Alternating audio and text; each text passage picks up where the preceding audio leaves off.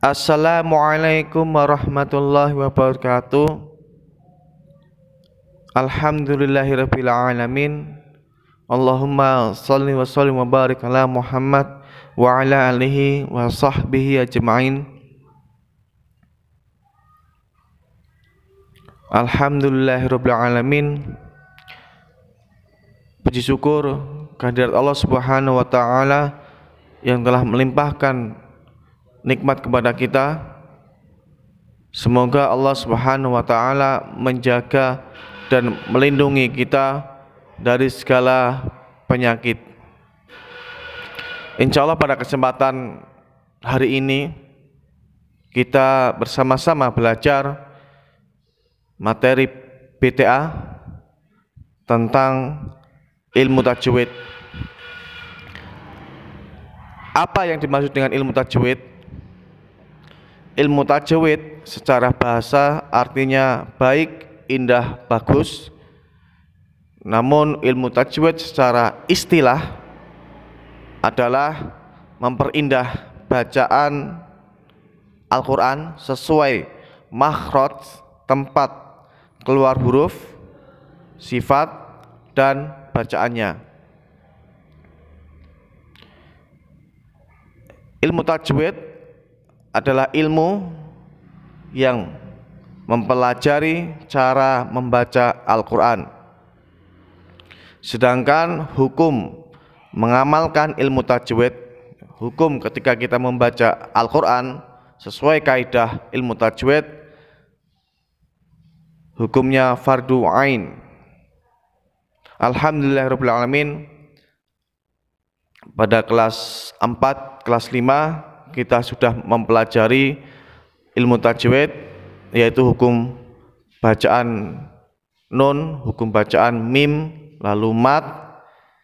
Insya Allah sekarang kita akan mempelajari hukum bacaan gharib dalam Al-Quran. Insya Allah untuk kesempatan hari ini kita akan membahas yang pertama saktah, ismam, dan imalah. Mohon adik-adik untuk memperhatikan, mendengarkan dengan seksama, dan dicatat.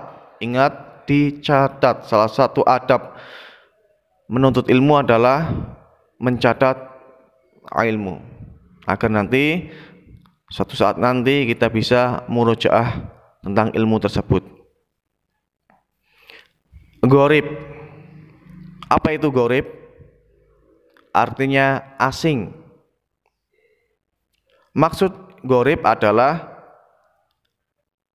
bacaan yang cara membacanya memiliki aturan khusus.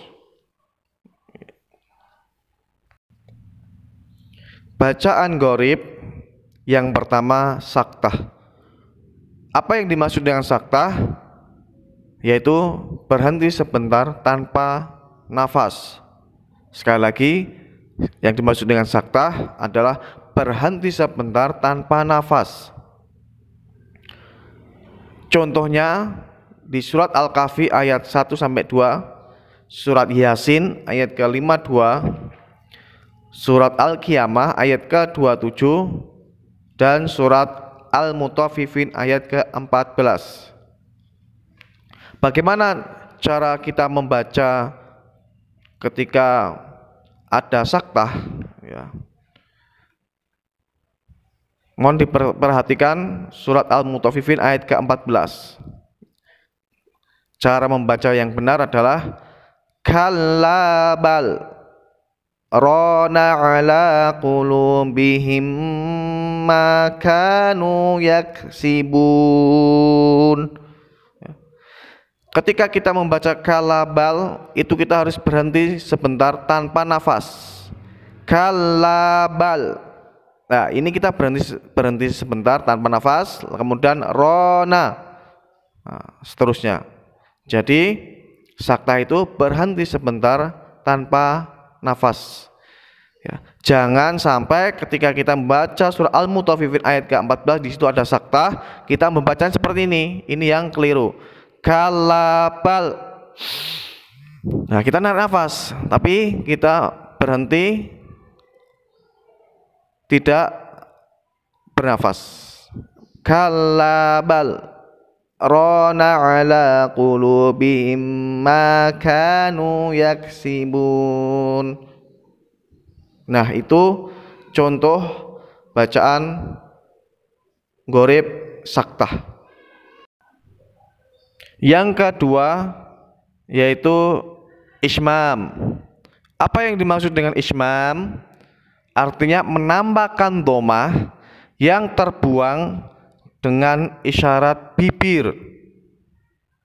Sekali lagi, ismam artinya menampakkan domah yang terbuang dengan isyarat bibir.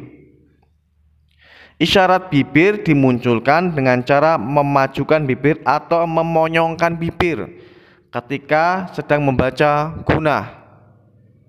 Di dalam Al-Quran, bacaan ismam hanya terdapat pada satu tempat, yaitu pada surat Yusuf ayat ke-11. Bagaimana cara kita membacanya? Mohon diperhatikan. Surat Yusuf ayat ke-11.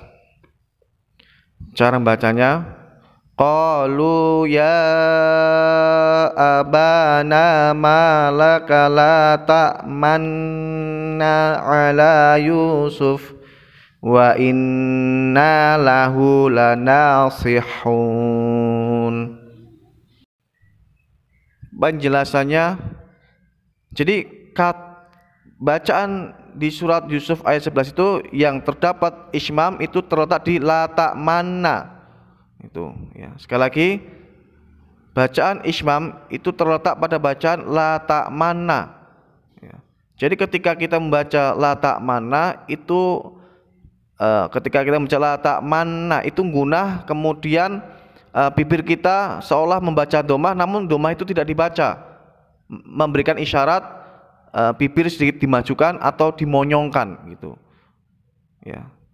Jadi bukan kita membaca la ta'mamma, bukan, tapi tetap nun gunah la ta'man, tapi bibir kita sekalian maju ke depan atau monyong ke depan. Nah, ini juga membutuhkan praktek ya. Mudah-mudahan insyaallah kalau Allah mengizinkan nanti akan kita praktekin secara langsung biar tahu bagaimana memajukan atau memonyongkan bibir ketika kita bertemu dengan huruf bacaan ismam.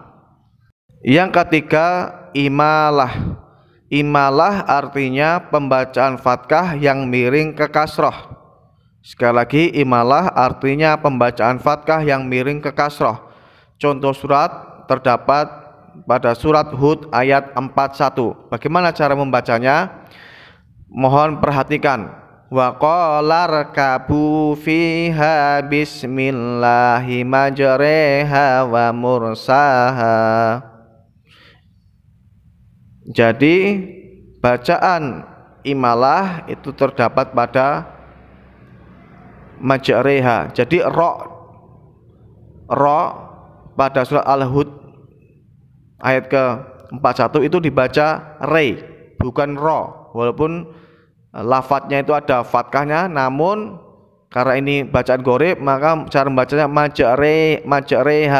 majreha, bukan majroha, tapi majreha. Jadi seperti itu. Mudah-mudahan Allah memberikan kemudahan untuk bacaan gharib mengenai tentang saktah, ismam dan imalah. Mudah-mudahan Allah memberikan kemudahan. Akhirul kalam, wassalamualaikum warahmatullahi wabarakatuh.